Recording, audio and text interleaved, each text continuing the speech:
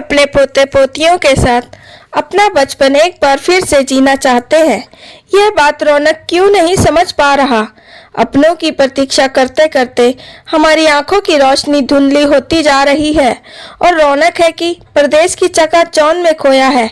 हर माह पैसे भेजने से, फोन पर बात कर लेने से क्या हमारे लिए उसकी जिम्मेदारियां खत्म हो जाती हैं? सुधा जी ने रोते हुए मनोहर जी से पूछा। मनोहर जी मौन होकर अपनी पत्नी को देखते रहे। माँ जी, भैया ने कहा है तो वह 2 महीने बाद आएंगे ना? वह भी पूरे 1 महीने के लिए। फिर इतना रोना क्यों? तुलसी उन्हें बहुत देर से चुप कराने की कोशिश कर रही थी। तुलसी इस घर की नौकरानी थी, पर उसका दर्जा एक बेटी के समान था।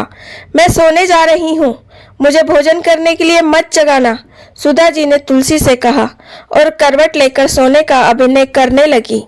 2 महीने पहले से इस रौनक निवास की अंदर और बाहर से साज सज्जा हो रही थी। इस वृद्ध दंपत्ति की खुशियों का ठिकाना ही नहीं था। साल में सिर्फ एक बार रौनक अपने परिवार के साथ यहाँ आता था। उनके आने से ऐसा लगता जैसे बसंत ऋतु आ गई हो। आज सुबह ही रौनक से बात हुई। उसने बताया कि वह छुट्टियां बिताने भारत नहीं आ रहा। उसने जो मजबूरियां बताई वह अपनी जगह सही थी। उसकी बातें सुनते ही सुधा जी रोने लगी। उनके उमंग और उत्साह पर पानी पड़ गया। पल भर में ही ऐसा लगा जैसे पतझड़ आ गया हो। शहर के किनारे स्थित रौनक कुंज की साज सज्जा देखकर लोग अनुमान लगाते मनोहर जी और सुधा जी बहुत सुखी जीवन जी रहे हैं, मगर असलियत इससे अलग थी।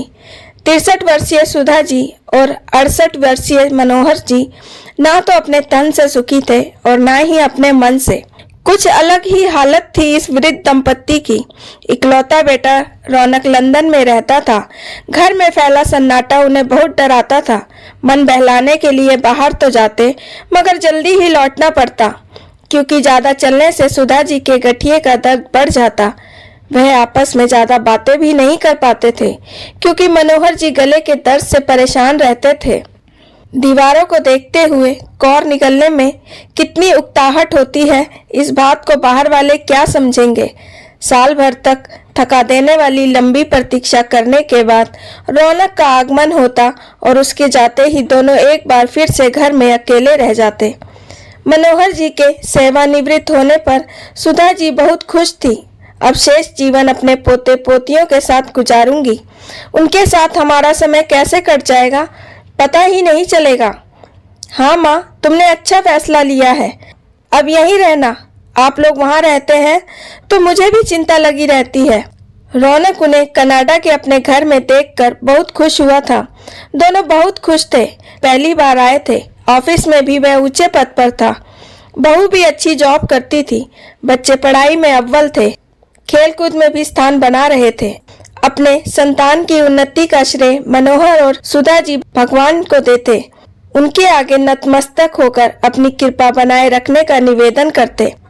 कनाडा में आए ठीक से 1 महीना भी नहीं बीता था कि उन्हें कुछ खटकने लगा। उन्हें महसूस होने लगा रौनक उनके साथ होकर भी उनके साथ नहीं है।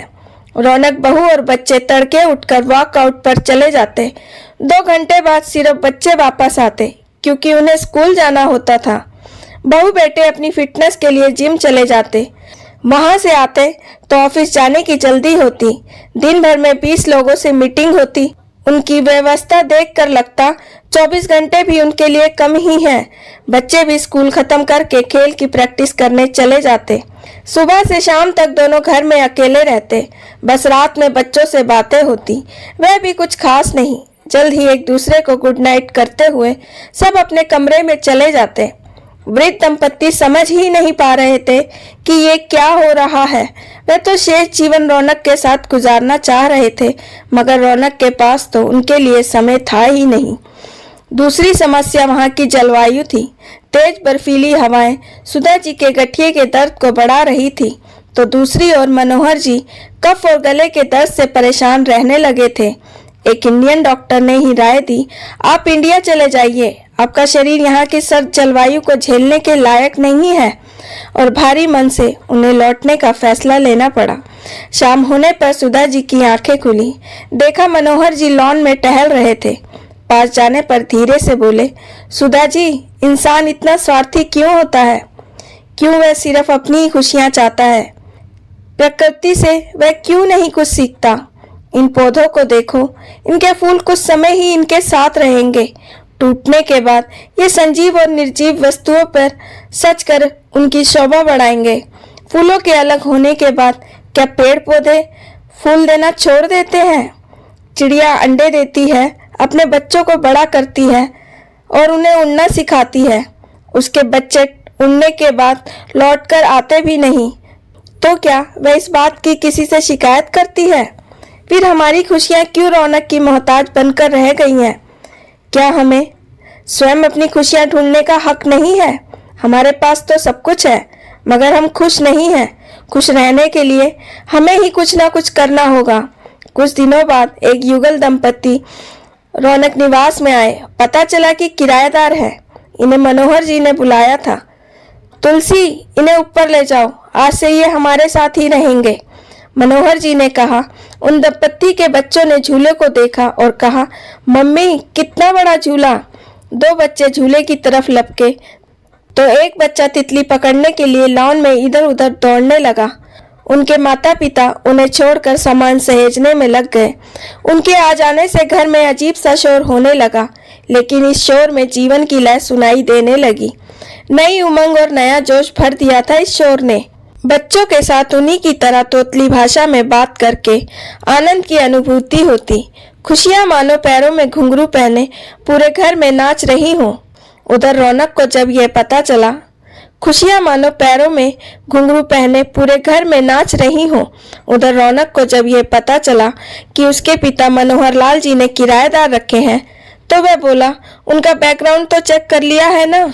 ये आपके आराम करने के दिन है, ये किस चक्कर में पड़ गए आप? रौनक नाराज हो गया।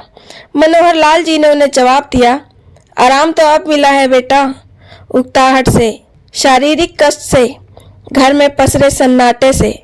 रौनक को क्या पता, आज उनका रौनक कुंज खिलखिला रहा है, बोल रहा है, बच्चों और उनके माता पिता के साथ, तुलसी के साथ और इस वृद्ध दंपत्ति के साथ।